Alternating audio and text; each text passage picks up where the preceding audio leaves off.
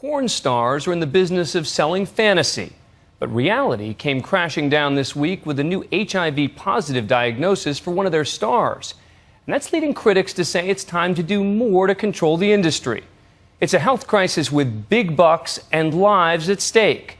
The question, can a business built on appearing raw and spontaneous be regulated with a different kind of restraint? ABC's David Wright first looked at this story in 2011 and continues with the latest. It is a multi-billion-dollar industry. Some say bigger than professional baseball, football, and basketball combined. The question is it safe?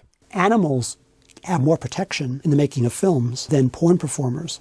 How many cases do there have to be before we take it seriously? This week, another adult performer tested positive for the AIDS virus. Adult film actress Cameron Bay, who has worked in the industry since 2010, not even on a regular basis.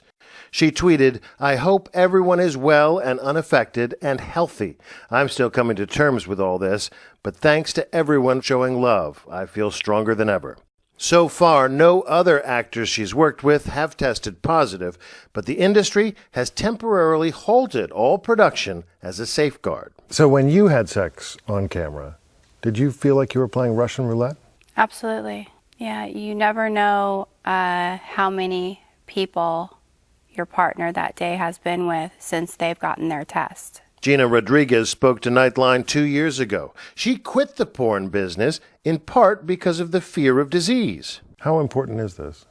It's very important. You know, I think it's a ticking time bomb. It really is. It's going to get worse. It's not going to get any better. This has happened before. In 2004, actor Darren James' HIV test came up positive. He spoke with Lisa Ling for Nightline 2 years ago. I get that call, everything stops.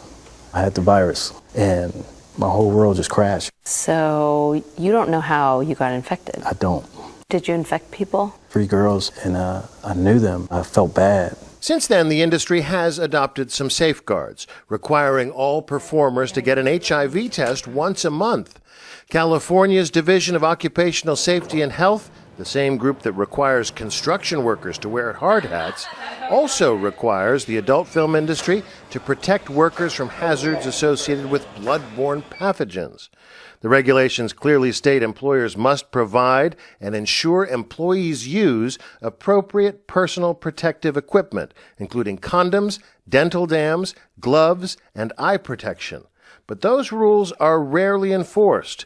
The industry itself has been rigorous about HIV testing, but not about condom use. That may be partly to do with aesthetics. The whole point of the porn industry is to see something raw and to see something really sexual. People should be using condoms in the real life, but when they see it on the screen, they don't really want to see that. And it seems to have everything to do with money. Steve Hirsch, CEO of Vivid Entertainment, one of the biggest porn producers, spoke with Nightline in 2009. The truth is that when people watch adult movies, they're watching it for the fantasy. They don't want to see condoms. Condoms in adult movies just don't sell as well. That's just a fact. They say they won't make as much money with condoms, but they would also like to use 16-year-old girls, and they're not permitted to do that. City and county government don't want to deal with this because it deals with sex, it deals with pornography. That's a really bad excuse for not protecting these young people. In California, the AIDS Healthcare Foundation spearheaded a measure requiring condom use in LA County. It passed in November of last year. Some in the porn industry sued to overturn that decision, saying it was unconstitutional. And just last week, their claim was rejected by a federal judge. But still, of all the major adult film producers, only one studio requires condom use for all their contract stars, Wicked Pictures. Most of the companies frown upon it. If you're coming in saying, you know, I want to wear a condom, chances are they're going to take the girl that's going to do it without the condom. There have been any number of current actresses who say it doesn't bother them. Are they not telling the truth? I think they're not thinking about it.